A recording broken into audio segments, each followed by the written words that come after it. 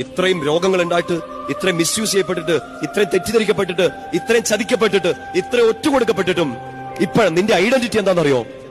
U belong to Christ. നീ ഈശോയുടെ സ്വന്തമാണ്. ഈശോയുടെ സ്വന്തമാണ്.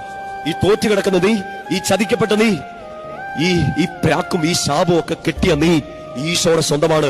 ഈശോയുടെ സ്വന്തമാണെന്നുള്ള തിരിച്ചറിവിൽ നിന്റെ മുമ്പിൽ ഇനി ഒരൊറ്റ കാര്യമുള്ളൂ. പിന്നെയുള്ളവരെ എല്ലാം വിസ്മരിച്ചിട്ട് മുന്നിലുള്ളതിനെ ലക്ഷ്യമാക്കി മുന്നേറുക. There is no other option. What can you do എന്ന് വെച്ചാൽ this is the thing you can do. Look forward and walk.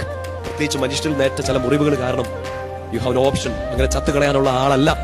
ഒരു കുഞ്ഞു കുപ്പിയല്ലോ, ഒരു കുഞ്ഞു കയറയിലോ തീരാനുള്ള ജീവിതങ്ങളല്ല നമ്മുടേത്.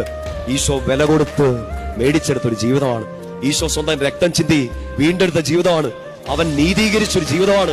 നീ പാപിയായിരിക്കും, നീ എത്ര തല്ലിപ്പൊളിയായിരിക്കും, അവൻ രക്തം ചിന്തിയത് നിനക്ക് വേണ്ടി കൂടിയാണ്.